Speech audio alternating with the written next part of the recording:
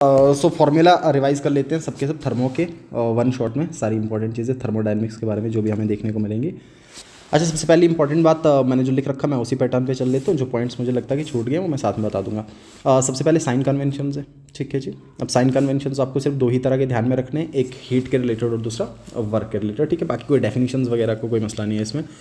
अब आपको ये पता है कि थर्मोडायनेमिक्स में हमेशा हम डील करेंगे सिस्टम और सराउंडिंग के साथ। सो मान लीजिए आपने एक बीकर ले रखा है, सो इस बीकर के अंदर जो भी मैटर प्रेजेंट होगा that imparts system, that is system.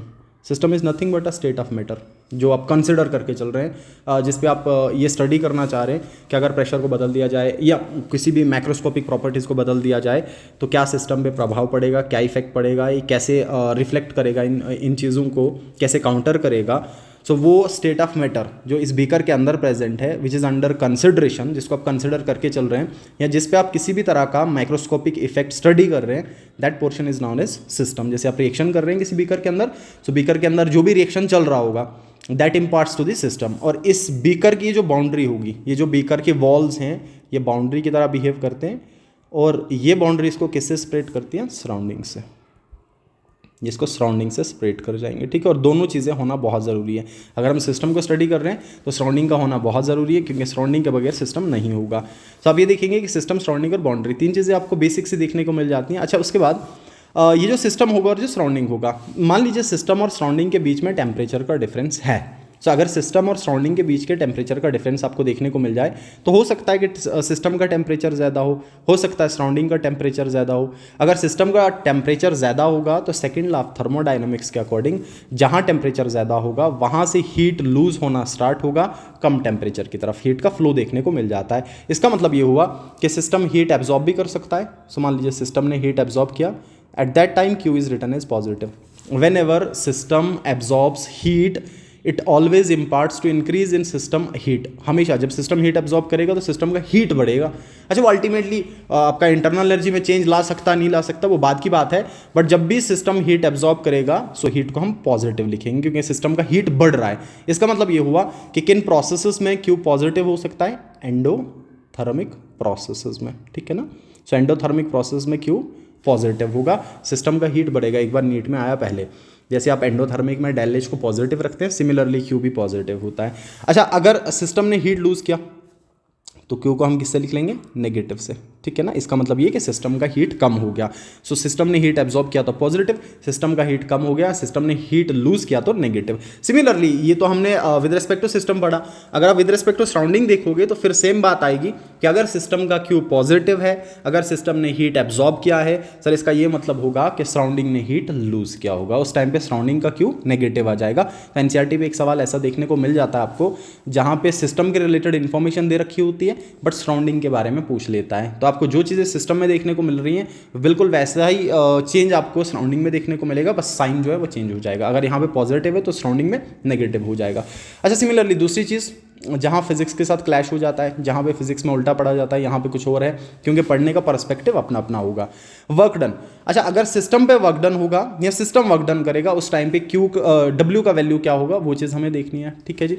Sir अगर तो सिस्टम पे काम होगा तो आप ये देखेंगे कि सिस्टम पे वर्क डन होने की वजह से सिस्टम का इंटरनल एनर्जी बढ़ जाता है, और जब सिस्टम का इंटरनल एनर्जी बढ़ जाता है तो वर्क डन पॉजिटिव होगा। तो हमेशा जब भी वर्क डन केमिस्ट्री में पढ़ा जाता है तो with respect to internal energy पढ़ा जाता है। अच्छा, आप मान के चल लीजिए कि आपने सिस्टम से काम लिया या सिस्टम कोई काम कर रहा है। सर जब भी सिस्टम कोई काम कर रहा है तो इसका मतलब ये होगा कि सिस्टम के पास कुछ ना कुछ तो अपना एनर्जी है जिस बेसिस पे वो काम कर रहा है, जिसको हम गिब्स फ्री एनर्जी के नाम से भी पढ़ लेते हैं कि कितना फ्री एनर्जी अवेलेबल होगा सिस्टम के पास जो वर्क डन में कन्वर्ट हो सकता है। अगर सिस्टम ने काम किया इसका मतलब ये होगा कि सिस्टम अपने एनर्जी की बेसिस पे काम कर रहा है, और जब भी सिस्टम काम करेगा सिस्टम का एनर्जी घटेगा, और अगर सिस्टम का एनर्जी घटेगा तो वर्क डन नेगेटिव होगा, ठीक है। लेकिन ये केमिस्ट्री के हिसाब से, फिजिक्स के हिसाब से हमेशा आप उल्टा देखेंगे, क्योंकि वहाँ डिस्टेंस के हिसाब से बात होती है। तो यहाँ पे वर्क डन अगर सिस्टम करेगा तो अपने इंटरनल एनर्जी की बेसिस पे करेगा, इसका इंटरनल एनर्जी घटेगा, और अगर इंटरनल एनर्जी घटेगा तो आप देखेंगे वर्क डन कैसा हो जाएगा, नेगेटिव होगा, ठीक है ना। उस टाइम पे वर्क डन आपको नेगेटिव देखने को मिल जाएगा, ओके। और अगर सिस्टम पे काम होगा तो वर्क डन पॉजिटिव देखने को मिल जाएगा, ठीक है। अच्छा, उसके बाद ये आगे आपके साइन कन्वेंशंस, दो ही बातें आपको ध्यान में रखनी है। अच्छा, उसके बाद इस वर्क डन को निकाला कैसे जाए। सब वर्क डन को निकालने के दो तरीके होते हैं, या तो आप फॉर्मूला से वर्क डन निकाल लो, या तो पीवी कर्व से वर्क डन निकाल लो। ये जो पीवी कर्व्स हमने बना रखे हैं, ठीक है ना, और दोनों पे सवाल नीट में आ रखा है, हर तरीके से सवाल आ जाता है। अच्छा, जब आप वर्क डन के प्रेशर वॉल्यूम वर्क की बात करोगे, तो प्रेशर वॉल्यूम वर्क में दो तरह का वर्क पड़ा जाता है, एक रिवर्सिबल वर्क और एक इरिवर्सिबल वर्क, ठीक है ना। रिवर्सिबल वर्क रिवर्सिबल प्रोसेस में देखते हैं। रिवर्सिबल वर्क का मतलब इस तरीके से काम किया जाए कि बहुत इनफाइनाइट नंबर ऑफ स्टेप्स में काम किया जा रहा है। मान लीजिए आपने क्या किया, यहाँ आपने लेट से कोई बीकर ले रखा है और आपने स्टार्ट किया कि इनिशियल वॉल्यूम लेट से V1 से, ठीक है, और आप एक्सपेंशन कर रहे हैं, वॉल्यूम बढ़ाते जा रहे हैं। आपने वॉल्यूम पहले इतना बढ़ा दिया, फिर थोड़ा और बढ़ाया, थोड़ा और बढ़ाया, थोड़ा और बढ़ाया, बढ़ाते जा रहे हैं और अप टू V2 तक आप काम कर रहे हैं। बट ये काम एकदम से नहीं हो रहा है, ये काम हो रहा है आपका बिल्कुल इनफाइनाइट नंबर ऑफ स्टेप्स में, बहुत large number of steps involve हैं। और एक और इंपॉर्टेंट बात ये कि आप ये देखोगे कि इतना स्लोली काम हो रहा है कि हर एक स्टेप में ऑलमोस्ट रिवर्सिबिलिटी पाया जा रहा है, ऑलमोस्ट इक्विलिब्रियम पाया जा रहा है, जिस वजह से इसको रिवर्सिबल वर्क कहा जाता है। एक तो infinite number of small steps में वर्क होगा, और दूसरा ऐसा कि हर एक स्टेप में इतना स्लो स्टेप चल रहा है कि हर एक स्टेप में आप रिएक्शन को बैकवर्ड कर सकते हो, कुल मिला के रिवर्स कर सकते हो, या हर एक स्टेप इक्विलिब्रियम के थ्रू प्रोसीड कर रहा है। लेकिन इरिवर्सिबल में ऐसा नहीं होगा, इरिवर्सिबल में एकदम से काम हो जाएगा, इरिवर्सिबल में आपको डायरेक्टली काम करना है। अच्छा, रिवर्सिबल वर्क डन निकालने का जो फॉर्मूला होगा उसके लिए आपको इंटीग्रेट करना पड़ता है, क्योंकि इनफाइनाइट नंबर ऑफ स्टेप्स में काम हो रहा है, तो आपको हमेशा इंटीग्रेट करना पड़ेगा। So the formula to calculate work done, अब इसका एक डेरिवेशन होता है, बट क्योंकि वो कम्पिटेटिव के लिए डायरेक्टली लगता नहीं, आपको सिर्फ फॉर्मूला लगना है। So that work done can be calculated as minus, अब नेगेटिव इसलिए लगा रखा है सो दैट कि हम ये समझ रहे हैं, जो नेगेटिव लगा के चल रहे हैं इसका मतलब ये होगा कि कौन सा वर्क डन हो रहा है। नेगेटिव कब होगा, जब work is done by the system, और जब सिस्टम काम करता है तो हमेशा एक्सपेंशन वर्क होगा। इसका मतलब हम कौन से वर्क की बात कर रहे हैं, एक्सपेंशन वर्क की, क्योंकि जब सिस्टम काम करेगा तो आप गैस कंसिडर करके चल रहे हैं, आइडियल गैस कंसिडर करके चल रहे हैं, तो हमेशा एक्सपेंशन देखने को मिलेगा। और अगर इसी को पॉजिटिव लिख लें तो इसका मतलब कंप्रेशन वर्क होगा, ठीक है ना, इसका मतलब हम कंप्रेशन की बात कर रहे होंगे। So W reversible will be equal to minus P del V, और इंटीग्रेट करेंगे between limits V1 to V2, ठीक है। अच्छा, इसी रिवर्सिबल वर्क डन को आइसोथर्मल में कैलकुलेट, यही इंपॉर्टेंट है, NCERT पे यही पॉइंट इंपॉर्टेंट, ठीक है। सो आइसोथर्मल रिवर्सिबल में इसको कैसे कैलकुलेट, ये इंपॉर्टेंट, यहीं से सवाल बनते हैं, ये एक इंपॉर्टेंट फॉर्मूला, इसी से सवाल बनते हैं, ठीक है ना। दो मैंने सारी चीज़ें लिख रखी हैं, बट कुछ ऐसी चीज़ें जो आप फिजिक्स में पढ़ते हैं, केमिस्ट्री में जनरली नहीं पढ़ेंगे, वहाँ से सवाल जनरली बनते नहीं हैं। आइसोथर्मल रिवर्सिबल वर्क डन, ठीक है। सो आइसोथर्मल और रिवर्स, आइसोथर्मल आपको पता है, आइसोथर्मल का मतलब जब throughout the process temperature क्या रहे, कॉन्स्टेंट रहे, ठीक है ना, such that delta is equal to 0, कोई भी चेंज टेम्परेचर में देखने को ना मिले थ्रू आउट दी प्रोसेस। हाँ, लेकिन टेम्परेचर चेंज नहीं होगा, इसके लिए हीट कांस्टेंट नहीं होना चाहिए, हीट बदलना चाहिए, ठीक है। ध्यान देना, डेल्टा T 0 है, Q 0 नहीं है, ये बहुत इंपॉर्टेंट बात होती है। जब आइसोथर्मल प्रोसेस होगा डेल्टा T 0 होगा लेकिन Q 0 नहीं होगा, ये एक इंपॉर्टेंट बात है, Q is not equal to 0। हाँ, एडियाबैटिक में Q 0 होगा, जब Q 0 होगा तब T भी 0 होगा, उसमें कोई दिक्कत नहीं है। बट यहाँ पे डेल्टा T 0 है, इसके लिए हीट को हमेशा एक्सचेंज होना पड़ता है, जिसकी वजह से टेम्परेचर चेंज कांस्टेंट रहे।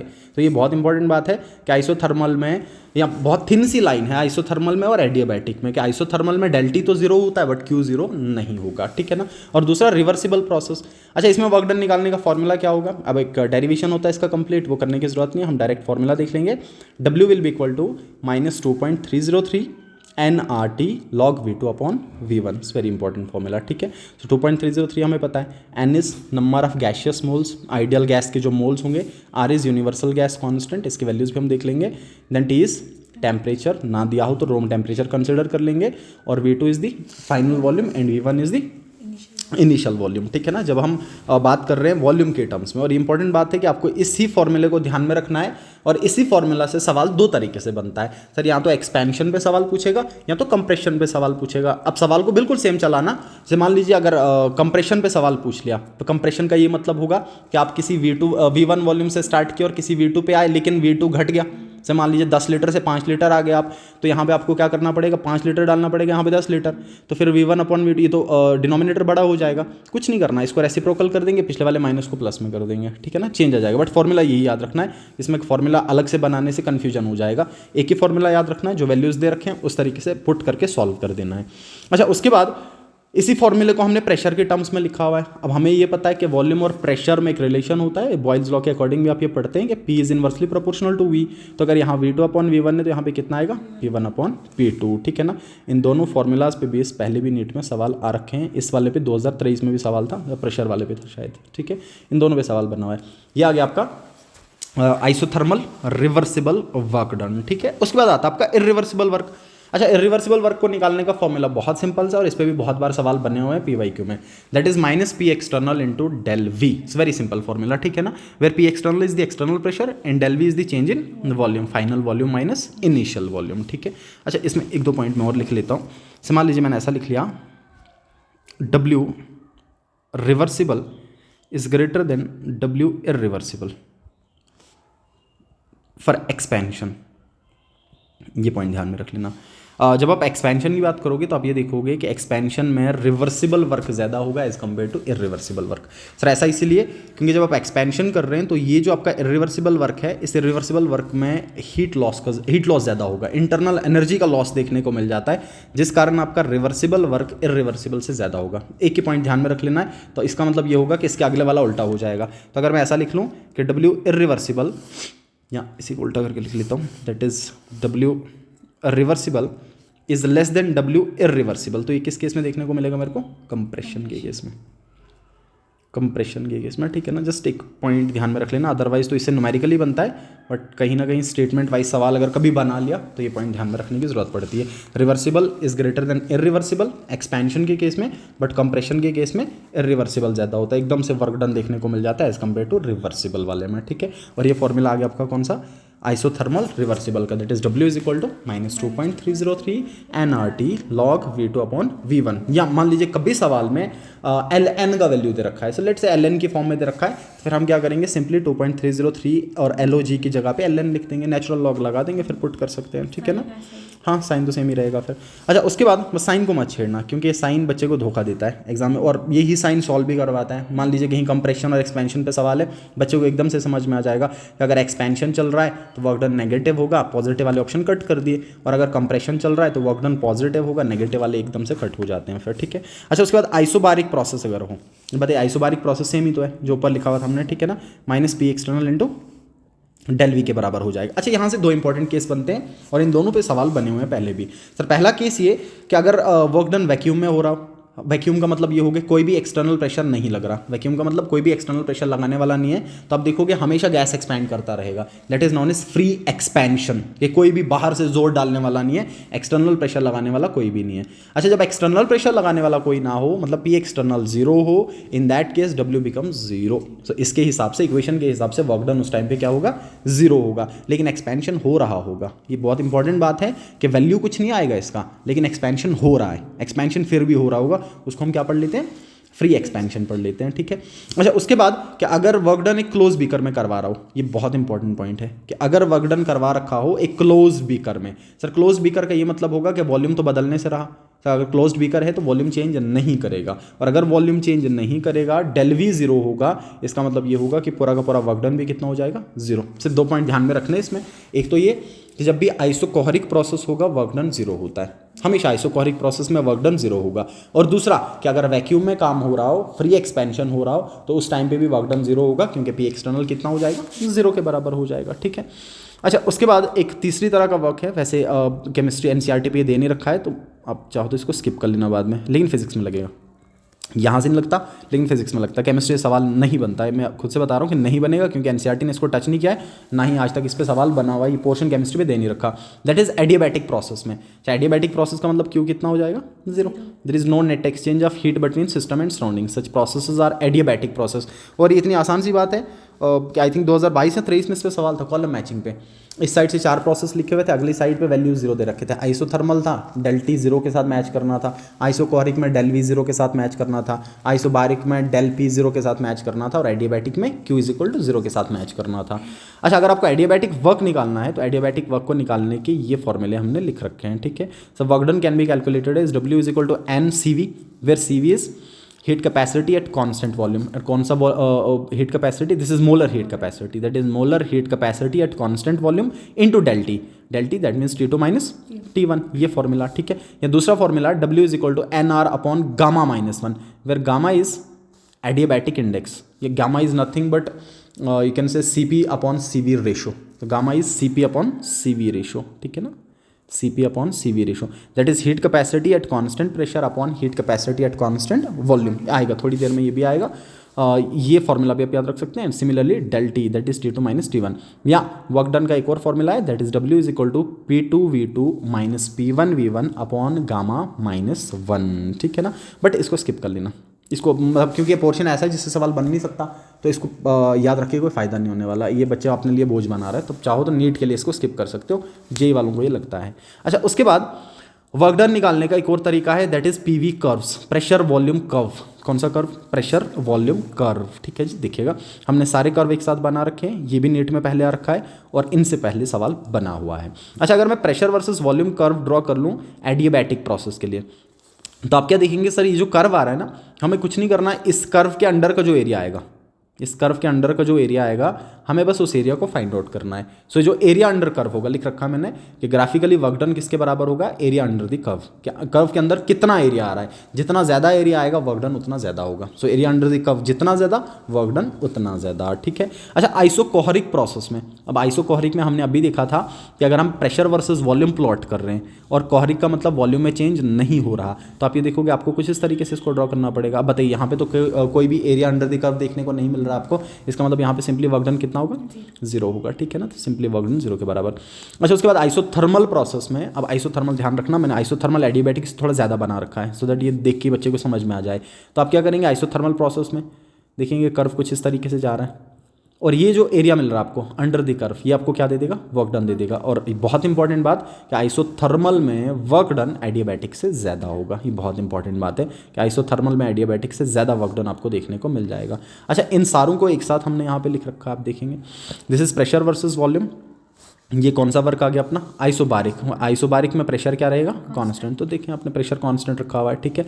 और उसके बाद दिस इज आइसोथर्मल, और इससे थोड़ा एक निचले वाला कर्व आपने बना लिया एडियाबैटिक के लिए। इसका मतलब ये होगा कि अगर मैं तीनों में कंपेयर करके देखूं तो आप देखोगे सबसे ज़्यादा वर्क डन किस में आएगा, आइसोबारिक में। आइसोबारिक में सबसे ज़्यादा वर्क डन आएगा, उसके बाद आइसोथर्मल में आएगा, और उसके बाद एडियाबैटिक में आएगा। और जो अपना आइसोकोहरिक है उसमें वर्क डन कितना हो जाता है, 0 हो जाता है, ठीक है ना। ये भी पहले आ रखा है, PYQ ऐसा मान के चल लो, इससे सवाल पहले बना हुआ है, ओके। उसके बाद the next is the first law of thermodynamics, FLOT की बात करेंगे हम। FLOT is first law of thermodynamics. अच्छा, फर्स्ट लॉ ऑफ थर्मोडायनेमिक्स के 2 स्टेटमेंट्स हैं। पहला statement that is law of conservation of energy. एक आइसोलेटेड सिस्टम का एनर्जी हमेशा कंजर्व रहेगा, ना ही आप उसको क्रिएट कर सकते हैं, ना ही आप उसको डिस्ट्रॉय कर सकते हैं। हाँ, इतना कर सकते हैं कि एक फॉर्म से दूसरी फॉर्म में कन्वर्ट कर सकते हैं। अच्छा, फर्स्ट लॉ ऑफ थर्मोडायनेमिक्स के दूसरे स्टेटमेंट के अकॉर्डिंग, इस फर्स्ट लॉ ऑफ थर्मोडायनेमिक्स ने ये कहा कि इंटरनल एनर्जी सिस्टम का अगर बदल रहा है तो उसको बदलने में किस चीज़ का हाथ है, वो चीज़ इसने बता दी। That is change in internal energy del U will be equal to sum of heat and work, that will be equal to Q plus W। This is important, ठीक है ना। तो del U is equal to Q plus W। अच्छा, W किसके बराबर चल रहा था, हमने ऊपर ही देखा था, माइनस P डेल V के बराबर या माइनस P dV के बराबर, ठीक है ना। इसको लिखने के बहुत सारे तरीके होते हैं, या तो आपने माइनस P dV लिख लिया, या तो आपने माइनस P dV इससे, या डेल्टा लिख लिया, इस तरीके से लिख लिया, या माइनस P डेल्टा V लिख दिया। बहुत सारे तरीकों से इसको रिप्रेजेंट किया जाता है, इससे कोई फर्क नहीं पड़ रहा है। तो ये आ गया del U is equal to Q minus P dV। This is important, this is very very important equation. ये बहुत इंपॉर्टेंट इक्वेशन है, क्योंकि जब भी डेल यू निकालना होता है या Q निकालना होता है, इस इक्वेशन का यूज़ किया जाता है। अच्छा, उसके बाद इस इक्वेशन को अगर मैं आइसोथर्मल प्रोसेस पे बैठाऊँ, आपको ये चीज़ पता है कि आइसोथर्मल प्रोसेस में टेम्परेचर कांस्टेंट है such that del T is equal to 0। तो मुझे बताइए, अगर डेल्टी 0 होगा, ये बहुत इंपॉर्टेंट बात जो आपको ध्यान में रखनी है, मैं यहाँ पे लिख लेता हूँ, that internal energy change del U is a function of temperature. इससे बहुत सारे सवाल सॉल्व होते हैं। Del U is a function of temperature, that means if there is no change in temperature there is no change in del U. Temperature अगर बदला तो del you बदलेगा, अगर टेम्परेचर नहीं बदला तो डेल यू नहीं बदलेगा। वाइस वर्सा में भी चलता है कि अगर सिस्टम का इंटरनल एनर्जी बदल दिया जाए तो उसका टेम्परेचर भी बदलता है। मान लीजिए आपने किसी तरीके से सिस्टम का इंटरनल एनर्जी बढ़ा दिया, सर सिस्टम का टेम्परेचर भी बढ़ता है, और सिस्टम का जब टेम्परेचर बढ़ता है तो उस प्रोसेस को हम क्या कहेंगे, हीटिंग। और अगर किसी तरीके से आपने सिस्टम का इंटरनल एनर्जी घटा दिया तो आप ये देखेंगे उसका टेम्परेचर भी घटेगा, और अगर टेम्परेचर घटेगा तो कूलिंग इफेक्ट देखेंगे आप, ठीक है ना। इसका मतलब ये होगा कि टेम्परेचर और चेंज इन इंटरनल एनर्जी एक दूसरे के डायरेक्टली प्रोपोर्शनल है, एक बदला तो दूसरा बदलेगा, नहीं बदला तो दूसरा भी नहीं बदलेगा। तो इसका ये मतलब नहीं है कि अगर मैं टेम्परेचर नहीं बदलाऊँ तो इंटरनल एनर्जी बदलेगा नहीं। हाँ, इसको बदलने के और भी तो तरीके हो सकते हैं, बट इससे रिलेट करके मैं बताऊँ कि अगर टेम्परेचर नहीं बदले, बाकी सारे फैक्टर्स को मैं नहीं छेड़ रहा हूँ, तो फिर इंटरनल एनर्जी नहीं बदलेगा, अदरवाइज बाकी फैक्टर्स की वजह से चेंज आ सकता है। तो आइसोथर्मल प्रोसेस में टी कांस्टेंट था, सच दैट डेल टी कितना था, 0। अब मुझे बताइए अगर डेल टी 0 था तो डेल यू भी कितना हो गया, ठीक है, डेल यू मैंने 0 कर दिया, लिख रखा मैंने, क्योंकि दोनों एक दूसरे के डायरेक्टली प्रोपोर्शनल है। अच्छा, अगर डेल यू 0 हो गया, इसका मतलब ये हो गया कि Q plus W is equal to 0 के बराबर, ठीक है ना। इसका मतलब हो गया Q plus W is equal to 0। अच्छा, यहाँ से दो इक्वेशंस बन सकते हैं सर। पहला इक्वेशन तो ये कि Q is equal to minus W, और दूसरा W is equal to minus Q, ठीक है ना। तो Q is equal to minus W का ये मतलब होगा कि जितना सिस्टम को हीट दिया जाए, क्योंकि Q पॉजिटिव है मतलब सिस्टम ने हीट एब्जॉर्ब किया होगा, उतना ही वर्क डन सिस्टम करेगा। जितना आप सिस्टम को हीट दे रहे हो, सिस्टम उतना ही काम कर रहा है। और ये जो आप हीट दे रहे हो, ये हीट इंटरनल एनर्जी को बदल नहीं रहा है, क्योंकि इंटरनल एनर्जी में चेंज कितना है, 0 है। तो जितना हीट दिया जा रहा है वो वर्क डन में कन्वर्ट हो रहा है, उतना ही सिस्टम काम करेगा। अच्छा, दूसरे का ये मतलब है कि जितना सिस्टम से हीट लिया जा रहा है उतना ही सिस्टम पे काम किया जा रहा है, क्योंकि Q नेगेटिव का मतलब सिस्टम हीट रिलीज कर रहा है, और W पॉजिटिव का मतलब सिस्टम पे काम हो रहा है। जितना सिस्टम हीट दे रहा है उतना ही उस पर काम होगा, और इंटरनल एनर्जी में कोई भी बदलाव नहीं आएगा। यह आएगा आपका आइसोथर्मल प्रोसेस। अच्छा, एडियाबैटिक प्रोसेस में आपको क्या देखने को मिलेगा, Q इज इक्वल टू 0, ठीक है। बताइए, Q 0 कर दिया मैंने, तो इसका मतलब डेल यू किसके बराबर हो गया, W के बराबर। अब इसमें दो चीज़ें देखने को मिल सकती हैं आपको, या तो मैं ऐसा लिख दूँ that del U is equal to W, दो इक्वेशंस, या मैं लिख लूँ minus del U is equal to minus W, दोनों बातें सेम है, माइनस माइनस कट करके वही आ गया, ठीक है ना सर। इसका मतलब ये होगा कि जितना इंटरनल एनर्जी सिस्टम का बढ़ाया जाए, सिस्टम पे उतना ही काम होगा, क्योंकि डब्ल्यू पॉजिटिव है। जितना इंटरनल एनर्जी बढ़ाया जाए, या ऐसा मान लीजिए कि जितना सिस्टम पे काम किया जा रहा है उतना ही उसका इंटरनल एनर्जी बढ़ रहा है, और जितना सिस्टम काम कर रहा है उतना ही उसका इंटरनल एनर्जी घट रहा है। दैट इज़ वाई जब भी हम W लिखते हैं केमिस्ट्री में, तो हम हमेशा जब सिस्टम काम करता है तो उस टाइम पे नेगेटिव लिख लेते हैं, क्योंकि इसका इंटरनल एनर्जी क्या कर रहा होता है, उस टाइम पे घट रहा होता है, ठीक है जी। अच्छा, इसमें दो चीज़ें और लिख रखी है मैंने, देखिएगा।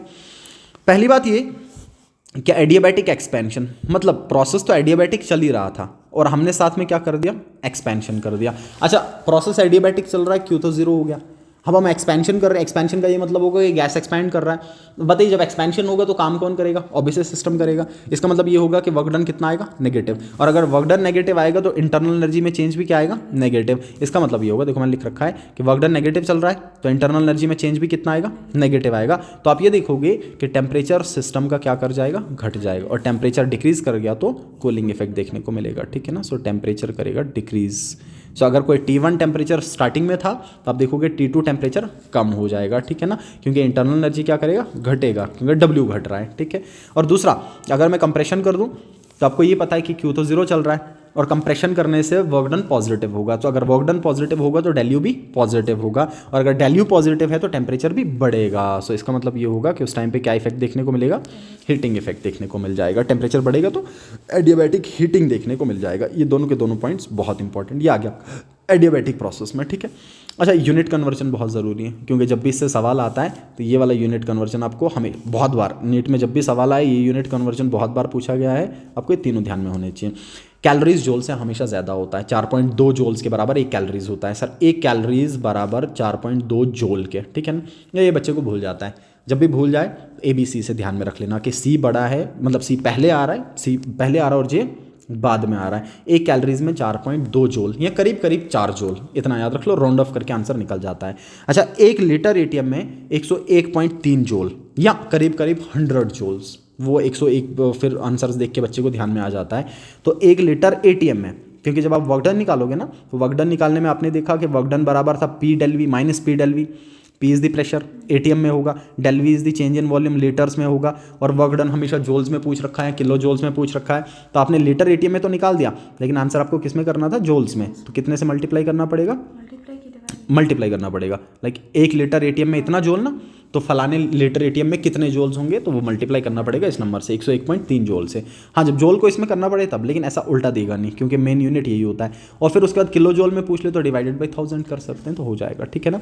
अच्छा, इसी को उल्टा कर रखा मैंने कि 1 लीटर एटीएम में, 1 कैलोरीज में कितने लीटर एटीएम होंगे, तो वो बेसिक यहीं से डिवाइड करके आंसर निकल जाता है। वैसे इसकी जरूरत नहीं है, बट ये वाले 2 इंपॉर्टेंट हैं, पहले वाले 2।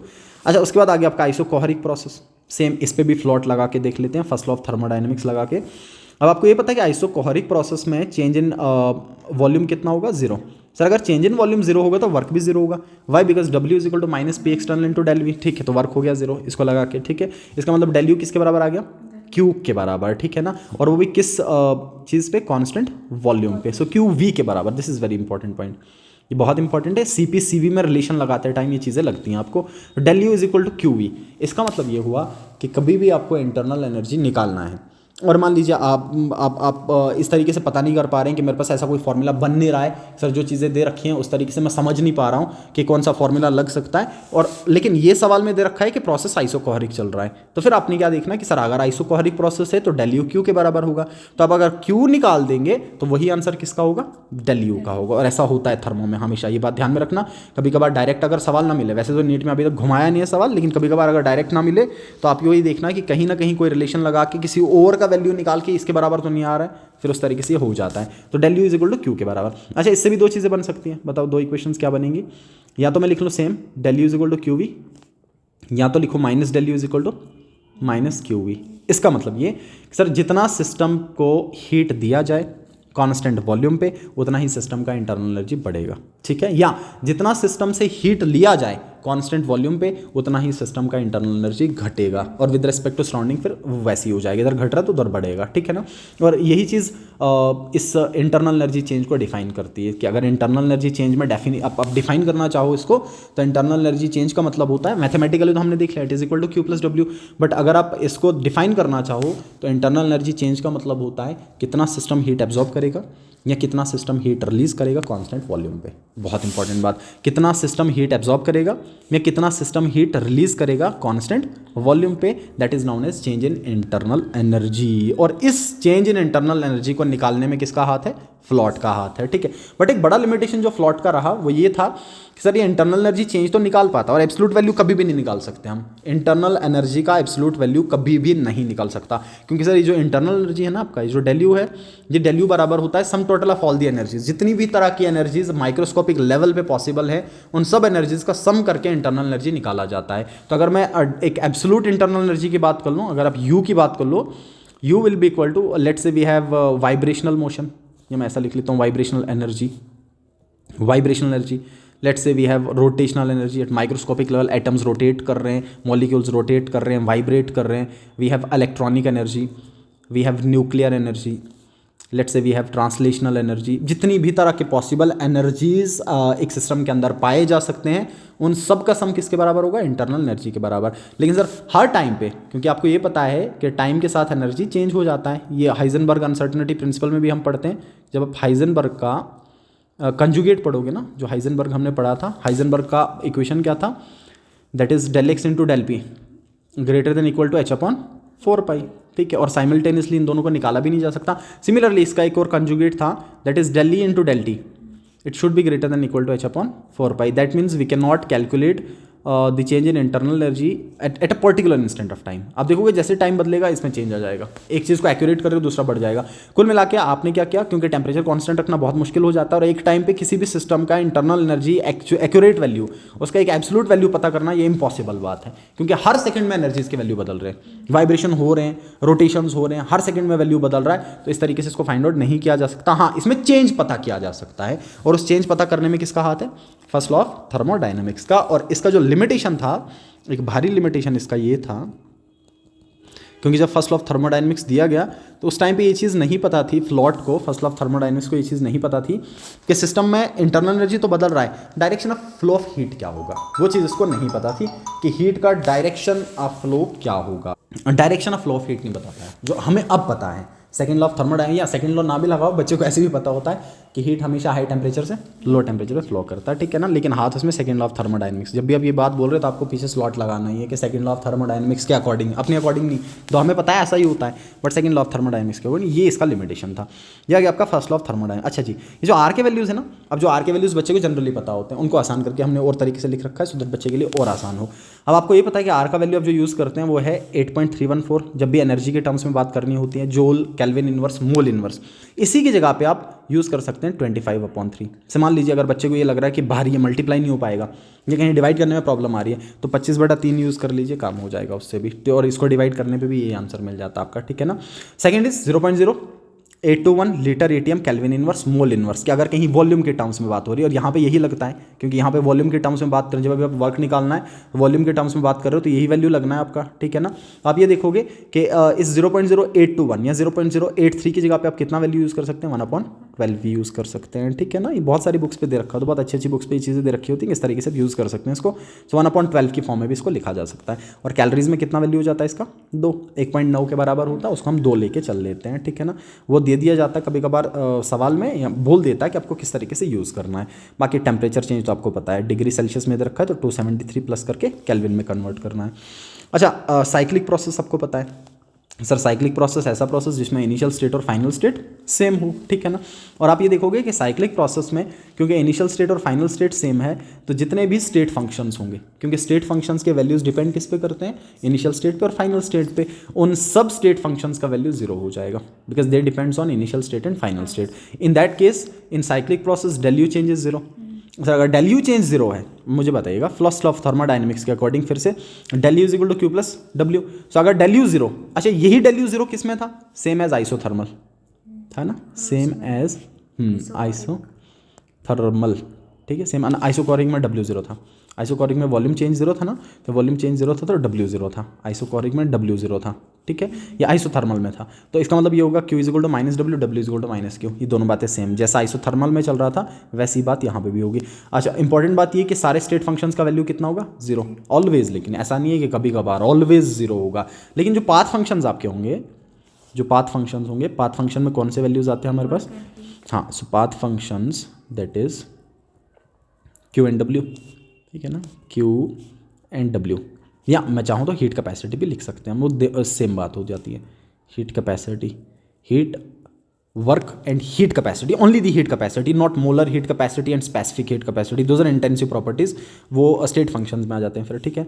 ये जो पाथ फंक्शंस आपके हैं Q और W और हीट कैपेसिटी, ये आप देखोगे इनका वैल्यू कितना हो जाता है, इनका वैल्यू 0 हो भी सकता है और 0 नहीं भी हो सकता, is equal to is not equal to, ये हो भी सकता है नहीं भी हो सकता है, डिपेंड करता है मैग्नीट्यूड कैसा चल रहा है, ठीक है ना। 0 हो भी सकता है और 0 नहीं भी हो सकता, जरूरी नहीं कि हमेशा 0 हो सकता हो सकता है ना हो, इसमें कोई दिक्कत नहीं, फाइंड आउट करना पड़ता है। जैसे मान लीजिए मैंने एक यहाँ पे इस तरीके से एक सवाल की फॉर्म में लिखा हुआ है, लेट्स से मैं प्रेशर वॉल्यूम कर्व बना लिया और मैं वर्क डन कुछ इस तरीके से देख रहा हूँ कि लेट्स से A से प्रोसेस स्टार्ट हुआ, B देन C और देन D, और उसके बाद फिर से A पे आया, that is a cyclic process, A से B गया, B से C गया, C से D गया, D से फिर A पे आ गया, तो साइक्लिक प्रोसेस चल रहा है, ठीक है ना।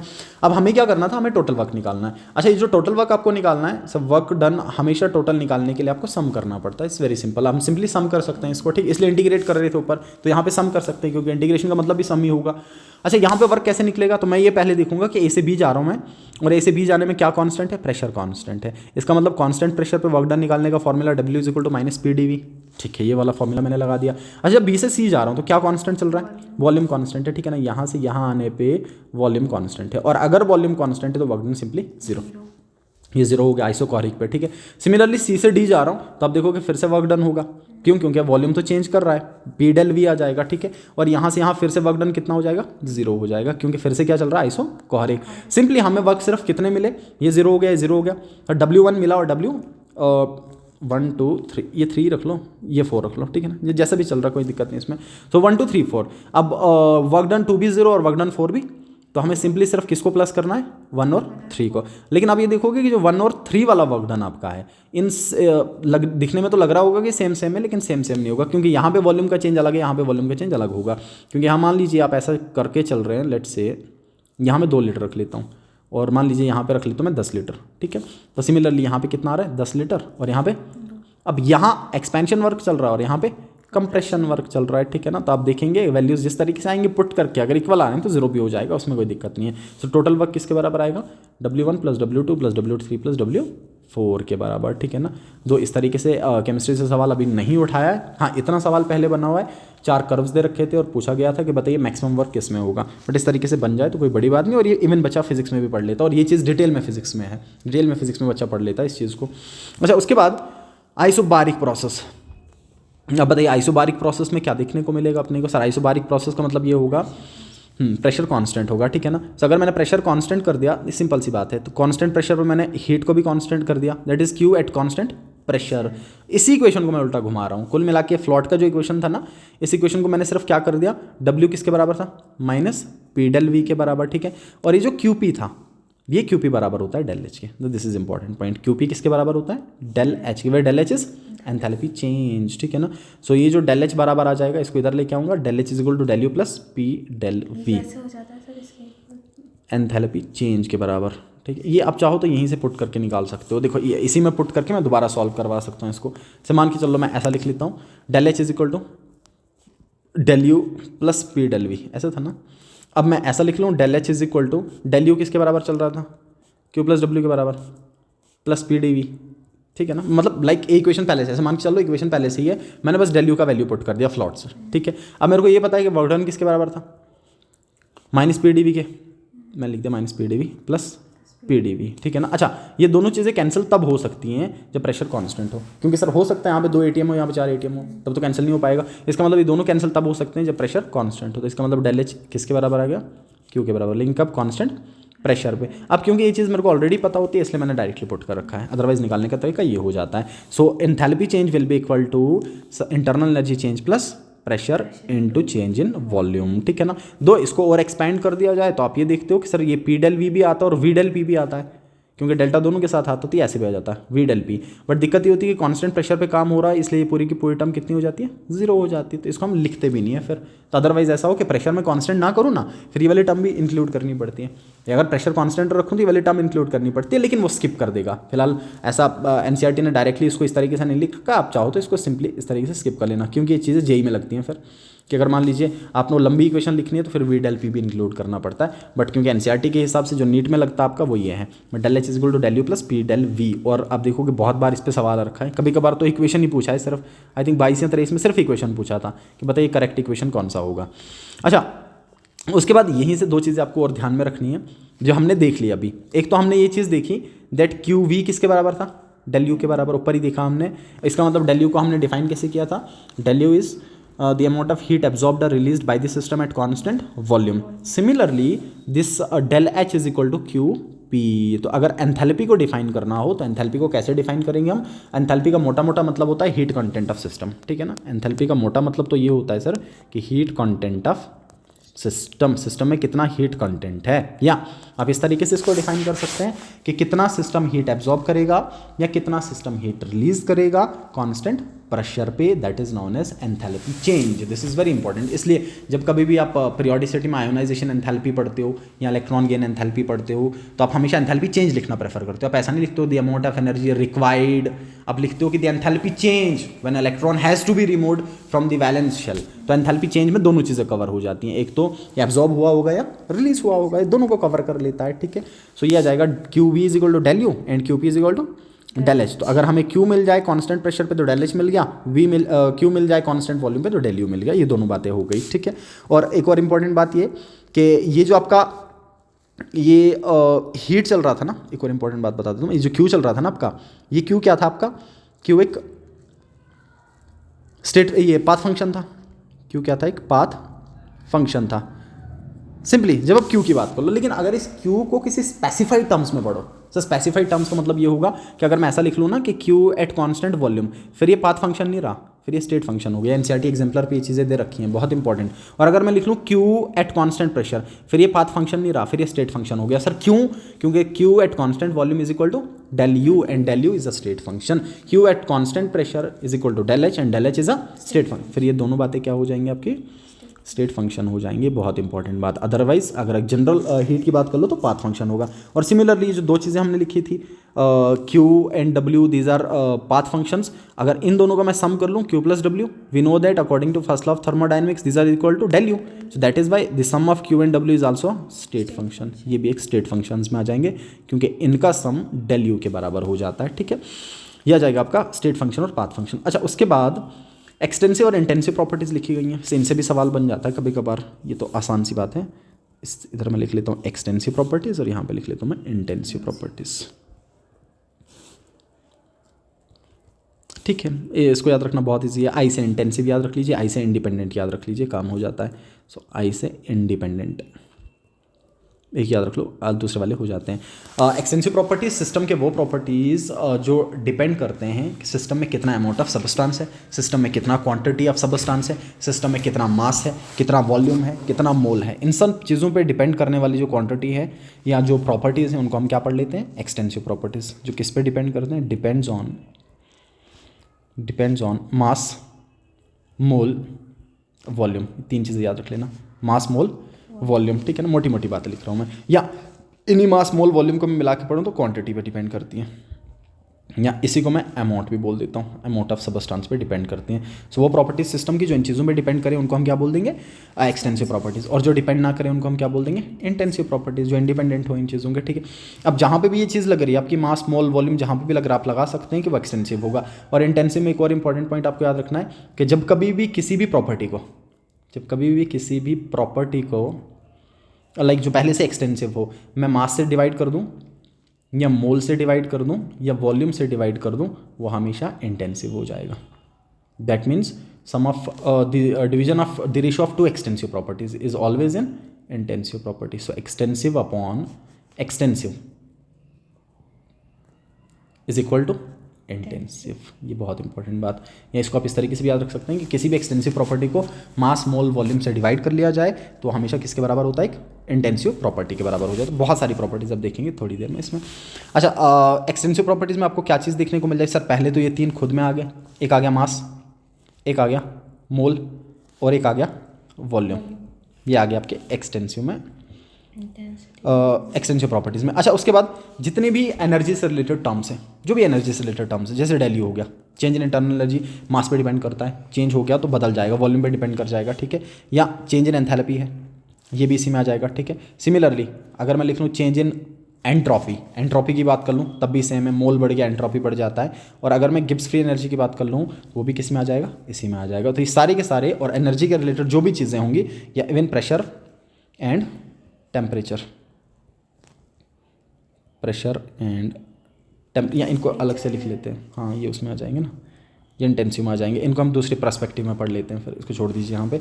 ये वाले मास, मोल, वॉल्यूम और एनर्जी वाले जितने भी इसमें, अच्छा ये वाले आसान हैं, इन वालों में एग्जांपल आपको ध्यान में रखना है, इनमें बहुत सारे एग्जांपल आ जाते हैं। जैसे मान लीजिए रेशो वाले में बता दूं आपको, पहला जैसे मैं लिख लूँ मोलर मास, मोलर मास किसके बराबर होगा, मोलर मास किसी भी सबस्टांस का मास पर मोल मतलब डिवाइड में मोल आ रहा है, ठीक है। जब डिवाइड में मोल आ गया तो इसका मतलब कैसा प्रॉपर्टी हो गया, इंटेंसिव प्रॉपर्टी हो गया। मान लो मैं लिख लूँ मोलर वॉल्यूम मतलब मोलर वॉल्यूम भी कैसा हो गया, तो डिवाइड वो मोलर वॉल्यूम का मतलब पर मोल सबस्टांस का कितना वॉल्यूम होगा, तो वो भी कैसा हो गया, इंटेंसिव प्रॉपर्टी, ठीक है ना।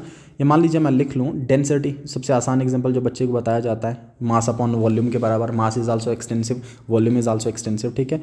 या इसके अलावा मैं लिख लूँ कॉन्सेंट्रेशन टर्म्स में मोलैरिटी, क्योंकि मोलैरिटी में डिवाइड में क्या आ जाता है, मोल बटा वॉल्यूम, ठीक है ना। या मोलैलिटी डिवाइड में मास आ जाता है, नॉर्मैलिटी,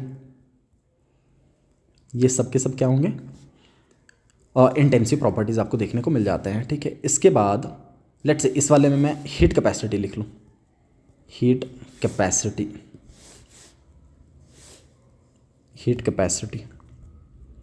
ठीक है। सो हीट कैपेसिटी कैसा होगा, see, this is an extensive property क्योंकि अमाउंट ऑफ सबस्टांस पे डिपेंड करता है। लेकिन अगर मैं लिख लूँ molar heat capacity, let's say CM, इसका मतलब पर मोल सबस्टांस का हो गया, हीट कैपेसिटी भी एक्सटेंसिव डिवाइडेड बाय मोल भी एक्सटेंसिव, तो ये कैसा प्रॉपर्टी हो जाएगा, इंटेंसिव प्रॉपर्टी। सिमिलरली अगर मैं लिख लूँ CS is specific heat capacity, specific heat capacity का मतलब होता है हीट कैपेसिटी पर ग्राम, कि सबस्टांस के मास को डिवाइड कर दो, जब मास से डिवाइड कर रखा है तो ये भी कैसा हो जाएगा, इंटेंसिव प्रॉपर्टी हो जाएगा, ठीक है ना।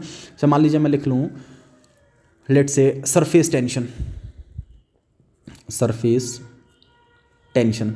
सरफेस टेंशन का मतलब होता है per unit area, per unit area में लगता है ये, ठीक है। इसका मतलब एरिया भी कैसा होगा, एरिया भी एक एक्सटेंसिव प्रॉपर्टी है, मास बढ़ गया एरिया बढ़ जाएगा, ठीक है ना, लेकिन डेंसिटी चेंज नहीं करता, ठीक है ना। सरफेस टेंशन भी इसी में आ जाएगा। मान लो मैं लिख लूँ वेपर प्रेशर, वेपर प्रेशर एक पर्टिकुलर लिक्विड के लिए वेपर प्रेशर कांस्टेंट होगा, तो उसका वॉल्यूम चेंज करे ना करे, ठीक है ना।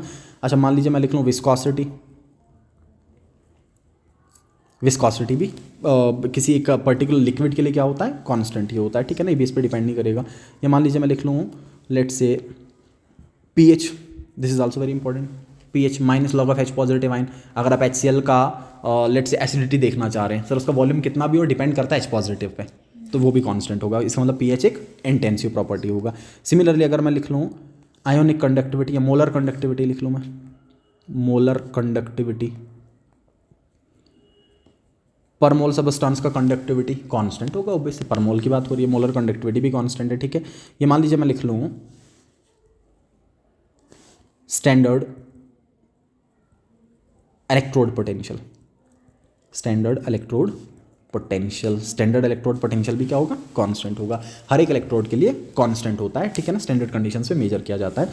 ये भी एक आपको इंटेंसिव प्रॉपर्टी देखने को मिल जाता है। ये PYQ है, PYQ है। 23-22 में ऐसा कुछ सवाल आया था, इस पे आया था और इस पे आया था, Gibbs free way statement wise सवाल आया था, अच्छा सवाल था। ऐसे तो जनरली न्यूमेरिकल बनता, उस टाइम पे स्टेटमेंट बनाया गया था।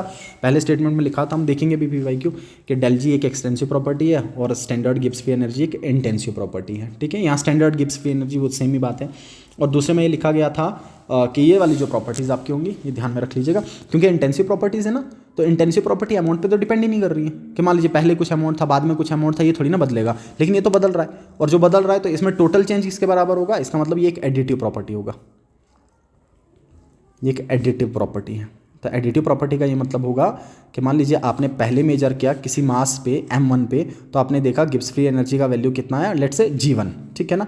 और अगर आप टोटल देखना चाह रहे हैं तो किसके बराबर होगा, obviously del G1 plus del G2 के बराबर, ठीक है। इसको हम ऐड कर सकते हैं, बट इसमें कोई एडिशन नहीं होगा, क्योंकि मैं ऐसा बोल दूं कि पहले मेरे पास सबस्टांस था, मान लीजिए किसी का सरफेस टेंशन मेजर कर रहा हूं, पहले मैंने सबस्टांस ले रखा था 1 लीटर, उसके बाद मैंने उसी सबस्टांस को ले लिया 10 लीटर, तो अब मैं बोल दूं कि सरफेस टेंशन में क्या बदलाव आया, नहीं, वो तो कांस्टेंट चल रहा है सर, वो अमाउंट ऑफ सबस्टांस पे डिपेंड भी नहीं कर रहा है, तो इसमें कोई एडिटिव प्रॉपर्टी नहीं लगेगा। तो ये कैसा प्रॉपर्टी होगा आपका, एडिटिव प्रॉपर्टी, ठीक है ना। लेकिन वहाँ पर दूसरा स्टेटमेंट ये दे रखा था कि जो आपका डेल जी होगा ये अमाउंट ऑफ सबस्टांस पे डिपेंड नहीं करेगा, बट ये अमाउंट ऑफ सबस्टांस पे डिपेंड नहीं करेगा और ये करेगा, वो स्टेटमेंट गलत था। लाइक दोनों स्टेटमेंट थे, बट एक गलत था एक सही दे रखा था। तो ये आगे आपके कौन से प्रॉपर्टीज, एक्सटेंसिव और इंटेंसिव प्रॉपर्टीज, ठीक है, ये भी इंपॉर्टेंट बात है। अच्छा जी, उसके बाद आगे आपका एंथैल्पी, जो हमने ऊपर ही देखा। Enthalpy is heat content of system and enthalpy is nothing but the amount of heat absorbed और release by a system at constant pressure, ठीक है ना, कांस्टेंट प्रेशर पे। So del U is equal to QP, ये बहुत important, ठीक है जी। अच्छा, उसके बाद ये एक स्टेट फंक्शन है, ये तो हमें पता, और एक एक्सटेंसिव प्रॉपर्टी है, बात भी सही है। अच्छा, del H, right, del H is equal to QP, okay. अच्छा, उसके बाद कांस्टेंट प्रेशर पे किसके बराबर था equation, del H is equal to del U plus P del V, ठीक है ना। अच्छा, कांस्टेंट वॉल्यूम पे यही इक्वेशन मैंने कैसे लिखा, मैंने अभी ऊपर कहा था कि आप P डेल V भी लिख सकते हो और V डेल P भी लिख सकते हो। कांस्टेंट वॉल्यूम पे हमने V डेल P लिख दिया, क्योंकि कांस्टेंट वॉल्यूम पे ये वाली टर्म कितनी हो जाएगी, 0 हो जाएगी, ठीक है। तो अगर मैं दोनों को मिला के लिख लूँ तो डेल H किसके बराबर हो जाता है, del H is equal to del U plus P del V, P del V plus V del P। अब कांस्टेंट प्रेशर पे ये वाली टर्म 0 हो जाती है और कांस्टेंट वॉल्यूम पे ये वाली टर्म 0 हो जाती है, इसलिए हम दोनों इक्वेशंस अलग से लिख लेते हैं, ठीक है। और अगर दोनों चीज़ों को मैं 0 कर दूं तो डेल H डेल U के बराबर, मतलब लाइक अगर मैं कांस्टेंट प्रेशर और कांस्टेंट वॉल्यूम लिख लूँ, दोनों चीज़ें कांस्टेंट कर दूँ, तो ये भी 0 और ये भी 0, इसका मतलब डेल H किसके बराबर हो जाएगा उस टाइम पे, डेल U के बराबर हो जाएगा। अच्छा, एक और इंपॉर्टेंट बात कि अगर आपको कभी भी केमिकल रिएक्शन में एंथैल्पी चेंज निकालना है, सर केमिकल रिएक्शन में प्रेशर और वॉल्यूम का तो कोई कॉन्सेप्ट लगना नहीं है अपने को, तो प्रेशर जब भी आप केमिकल रिएक्शन की बात कर रहे हैं फिर आप क्या करेंगे, फिर आइडियल गैस इक्वेशन के अकॉर्डिंग आपको पता है PV किसके बराबर, ठीक है। सो P डेल V किसके बराबर, if there is change in volume there must be change in moles, so this becomes equal to del NG RT, where del NG is change in gaseous moles, final gaseous moles minus initial gaseous moles. तो फिर आप ये put कर सकते हैं del NG RT के बराबर। R तो आपको पता होता है, T भी आपको पता होता है, ना भी दिया हो, डेल NG देख लीजिए केमिकल रिएक्शन में, फिर आप एंथैल्पी चेंज निकाल सकते हैं। सो केमिकल रिएक्शन में अगर आपको अप्लाई करना है तो किसके बराबर, del H is equal to del U plus del NG RT, ठीक है। और ये कब लगेगा, जब आप किस गैस की बात कर रहे हैं, यहाँ जब गैसेस को क्या मान के चल रहे हैं आप, आइडियल मान के चल रहे हैं, ठीक है ना। लेकिन अगर आप रियल गैसेस मान के चल रहे हैं, नॉन आइडियल मान के चल रहे हैं, फिर फॉर्मूला कुछ इस तरीके से, that is del H is equal to del U plus P2 V2 minus P1 V1, ठीक है। वैसे देता नहीं है इस तरीके से, बट स्टिल एक पॉइंट है तो थोड़ा ध्यान में रख लेना। अच्छा, ये जो हमने फॉर्मूला बनाया मोस्टली आइडियल गैस पे ही पूछता है, del H is equal to del U plus del NG RT। अब इस डेल NG को मैं 3 तरीके से चेंज कर सकता हूँ, क्योंकि केमिकल रिएक्शन में 3 तरीके से बदला जा सकता है। सर या तो केमिकल रिएक्शन में मोल्स रिएक्टेंट साइड और प्रोडक्ट साइड बराबर हो जाए, तब डेल NG किसके बराबर। अच्छा, अगर डेल NG ऐसा हो कि रिएक्टेंट के मोल कम है और प्रोडक्ट के ज़्यादा है तो ग्रेटर देन 0, और फिर ये लेस देन 0 भी हो जाता है। वो डिपेंड करता है कि प्रोडक्ट के मोल कम हो और रिएक्टेंट के मोल ज़्यादा हो।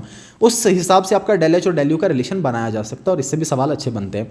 तो बताइए, अगर 0 के बराबर होगा, ये वाली टर्म 0 हो गई, तो डेल H किसके बराबर, डेल U के बराबर। अच्छा, अगर ये वाली टर्म पॉजिटिव आई, इसका मतलब मुझे डेल U में कुछ प्लस करना पड़ेगा, तब जाके डेल H के बराबर आ जाएगा। इसका मतलब उस टाइम पे डेल H क्या होगा, बड़ा होगा, डेल U क्या होगा, कम हो जाएगा। और अगर ये चीज़ कम आई, इस नेगेटिव में आया, इसका मतलब मुझे डेल U में से कुछ माइनस करना पड़ रहा है, इसका मतलब उस टाइम पे डेल U ज़्यादा होगा और डेल H क्या होगा, कम हो जाएगा। तो इसी इक्वेशन से रिलेटेड सवाल बनते हैं, पहले भी बने, और एक बार तो सीधा यही क्वेश्चन पूछा था सिर्फ कि कौन सा सही है और कौन सा गलत है, 4 ऑप्शंस देके, और इसी में से घुमा के कुछ और भी चीज़ें पूछ सकते हैं। जैसे मान लीजिए del H upon del U ratio पूछ लिया, वो बात भी हो सकती है। या मान लो इसी इक्वेशन को मैं इस तरीके से लिखूँ, आप देखना, क्योंकि हमने ये चीज़ सीख ली, तो इस इक्वेशन को मैं इस तरीके से लिख लेता हूँ। मान लो डेल H की जगह पे लिख लिया उसने QP, और डेल U की जगह पे लिख लिया QV plus del NG/RT, del NG/RT या सिंपली डेल NRT, अब याद रख लीजिए। मान लो सवाल में इस तरीके से बोल दिया, एंथैल्पी का जिक्र नहीं किया, वॉल्यूम का जिक्र नहीं किया, और इस तरीके से सवाल में बोल दिया कि कांस्टेंट प्रेशर पे ये आ गया, तो मान लो ऐसा बोल दिया, ऐसा ना किया कि एंथैल्पी चेंज ना दिया, और ऐसा बोल दिया कि let's say the heat absorbed by the system at constant pressure is equal to इतने, the heat absorbed by the system at constant volume is equal to इतने। तो समझ में आना चाहिए कि कांस्टेंट प्रेशर का मतलब एंथैल्पी की चेंज बात कर रहा है, कांस्टेंट वॉल्यूम का मतलब इंटरनल एनर्जी की बात कर रहा है, ठीक है। तो फिर इस तरीके से, और इन दोनों का रेशो पूछ लिया तो वो भी हो जाता है कि रेशो भी निकालना आ जाएगा, इसलिए इसमें कोई दिक्कत नहीं है, ठीक है। ये आ जाएंगे आपका एंथैल्पी चेंज। अच्छा, उसके बाद एक आसान सा लिख लेते हैं हम, that is CP/CV relation. CP/CV relation, या पहले CP/CV देख लेते हैं क्या है, फिर आ जाएगा आगे। बताइए, हीट कैपेसिटीज, कितना हीट लगेगा किसी भी सबस्टांस के टेम्परेचर को 1 डिग्री से चेंज करने में, बढ़ाने में, ठीक है, उसको हम हीट कैपेसिटी बोल देते हैं। हीट कैपेसिटी एक्सटेंसिव प्रॉपर्टी होगा, क्योंकि अमाउंट ऑफ सबस्टांस पे डिपेंड करेगा, बट साथ साथ में क्योंकि heat capacity is nothing but heat, so this is a path function. Heat capacity को मैं C से लिख लेते हैं, कैपिटल C से, and this is equal to Q/Δt। ये कितना टेम्परेचर में बदलाव करना पड़ेगा सो दैट के हीट को ये चेंज कर दिया जाए, या टेम्परेचर को चेंज करने के लिए कितना हीट देना पड़े, that is known as heat capacity, Q/Δt, very important, Q/Δt के बराबर। अच्छा, इसी हीट कैपेसिटी को 2 तरीके से आप पढ़ते हैं, one is molar heat capacity, another one is specific heat capacity. Sir, molar heat capacity का मतलब होगा कि पर मोल सबस्टांस का हीट कैपेसिटी कितना। तो बताइए, हीट कैपेसिटी का फॉर्मूला क्या चल रहा था, Q/Δt, मैंने लिख दिया Q/Δt, लेकिन पर मोल की बात कर रहा हूं तो डिवाइड में n लगा दिया, ठीक है। और ये जो मैंने डिवाइड में n लगा दिया, तो आप ये देखेंगे कि Q/Δt की जगह पे मैं कितना लिख सकता हूं, सिंपली C, तो फिर मैंने कितना लिख दिया, C/n, इसका मतलब हीट कैपेसिटी पर मोल, हीट कैपेसिटी पर मोल। सिमिलरली स्पेसिफिक हीट कैपेसिटी का मतलब हीट कैपेसिटी पर ग्राम डिवाइड बाय मास करना पड़ेगा आपको, ठीक है। तो वही आ गया Q/Δt डिवाइड में m कर दिया, Q/Δt C के बराबर था, तो ये आ गया C/m के बराबर। अच्छा, क्या मैं यहाँ से Q निकाल सकता हूँ, बिल्कुल निकाल सकता हूँ। बताओ Q किसके बराबर आएगा, मल्टीप्लाई हो जाएगा, तो Q will be equal to NCm/Δt। तो अगर कभी भी आपको हीट निकालना है, NCERT पे एक सवाल दे रखा है इसके रिलेटेड, तो किसके बराबर होगा, कितना मोल है, multiply by molar heat capacity multiply by change in temperature, ठीक है ना। और अगर मोल ना दिया हो तो फिर निकालना पड़ता है, और यहाँ से अगर निकालना है आपको स्पेसिफिक के टर्म्स में सेम फॉर्मूला होगा, बस मास आएगा मल्टीप्लाई में, यहाँ मोल आ रहा है और यहाँ पे मास आ जाएगा, तो सेम ही निकालना है। अच्छा, उसके बाद अगर मैं कांस्टेंट वॉल्यूम पे बात करूँ, तो अभी मेरे को पता है कि सर कांस्टेंट वॉल्यूम मतलब QV, और QV मतलब डेल U के बराबर, इसका मतलब मैं ये डेल U निकाल सकता हूँ। अब देखो, डेल U निकालने का एक तरीका, हाँ हमने 2 तरीके डेल U के पढ़ लिया अभी तक। एक तो हमने फ्लॉट पढ़ा, del U is equal to Q plus W, दूसरा हमने पढ़ा एंथैल्पी से, del H is equal to del U plus P del V। Sir, तीसरा फॉर्मूला आपका हीट कैपेसिटी से बनता है कि अगर आप कभी डेल U निकालना चाहें तो आप हीट कैपेसिटी से निकाल सकते हैं। क्यों? क्योंकि हीट कैपेसिटी से हमें हीट मिलेगा, और जो हीट हमें कांस्टेंट वॉल्यूम पे मिलेगा वही डेल U के बराबर हो जाता है। तो डेल U किसके बराबर आ जाएगा, NCm, molar heat capacity but at constant volume into del T। Similarly अगर मैं कांस्टेंट प्रेशर पे बात कर लूं, या इसी में कांस्टेंट वॉल्यूम लिख लो पहले, कि अगर कांस्टेंट वॉल्यूम पे बात कर लूं तो मैं स्पेसिफिक हीट कैपेसिटी की टर्म्स में इंटरनल एनर्जी निकाल सकता हूं। सेम ही फॉर्मूला है, बस यहाँ मोलर हीट कैपेसिटी लग रहा है और यहाँ पे यहाँ मोल से मल्टीप्लाई करना पड़ रहा है, यहाँ से मास से। और सिमिलरली अगर मैं प्रेशर की टर्म्स में बात कर लूँ तो QP किसके बराबर, डेल H के बराबर, फिर से same formula N C M at constant pressure into del T. Like फॉर्मूले में बदलाव नहीं है, बस किस कंडीशन में मेजर किया जा रहा है उसमें बदलाव है। अच्छा, उसके बाद अगर मैं मोलर हीट कैपेसिटी और स्पेसिफिक हीट कैपेसिटी में रिलेशन देखूं तो आप ये देखोगे कि रिलेशन कहाँ से आएगा, क्योंकि एक में मोल इन्वॉल्व है, दूसरे में मास इन्वॉल्व है, तो कहीं ना कहीं मोलर मास दोनों को चेंज करके आ जाएगा, वो तो आप इजिली निकाल सकते हैं। तो ये रिलेशन आपका बनेगा, that is molar heat capacity is equal to molar mass into C S.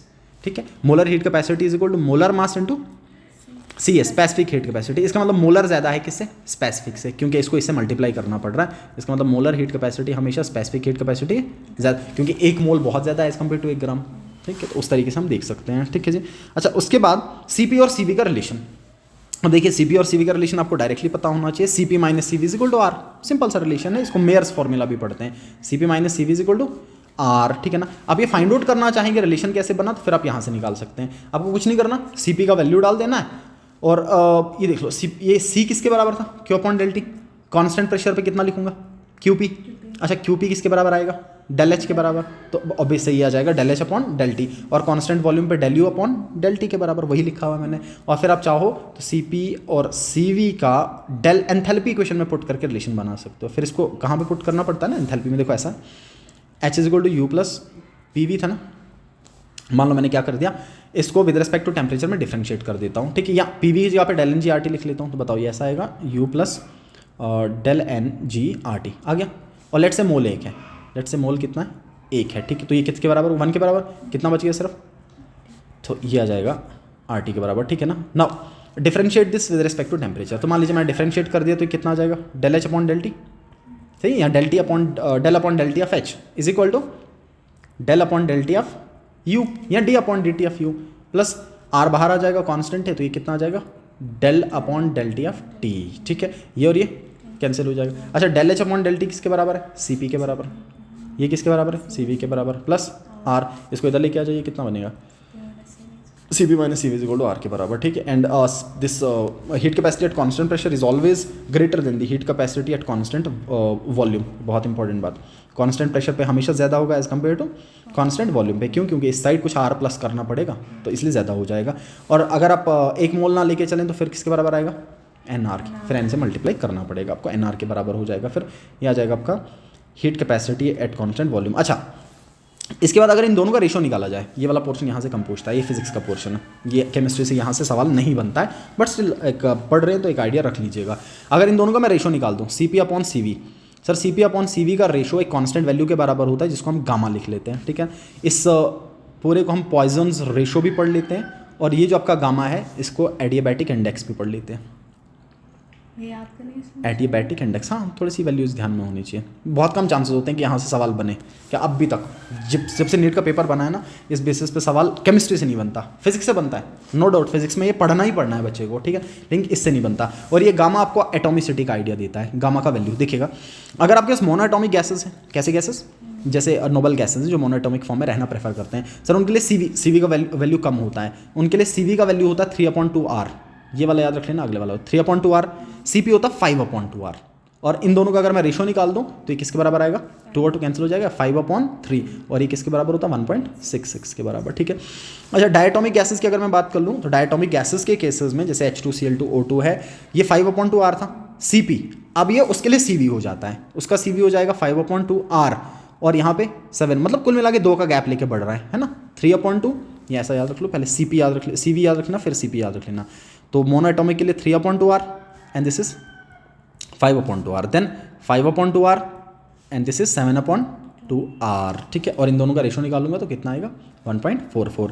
और पॉलीएटॉमिक गैसेस की अगर मैं बात कर लूँ तो आप देखोगे Cv 3R होगा और Cp 4R होगा। ठीक है ना, और ये किसके बराबर आ जाता है, 1.22 के बराबर, मिल जाएगा 1.22 के बराबर। इसका मतलब मोनोएटॉमिक गैसेस के लिए गामा सबसे ज़्यादा, उससे कम डायटोमिक, और उससे कम पॉलीएटॉमिक के लिए। अब इसमें डिग्री ऑफ फ्रीडम भी यूज़ होता है, लेकिन वो आप फिजिक्स में पढ़ेंगे, DOF, डिग्री ऑफ फ्रीडम का यूज़ करके भी यहाँ पे झोलझाल किया जाता है। ठीक है, लेकिन वो फिजिक्स का पोर्शन है, केमिस्ट्री का पोर्शन नहीं होगा। तो ये आ गया आपका CP-CV रिलेशन। ओके जी। अच्छा, उसके बाद कुछ चीज़ें और भी हैं।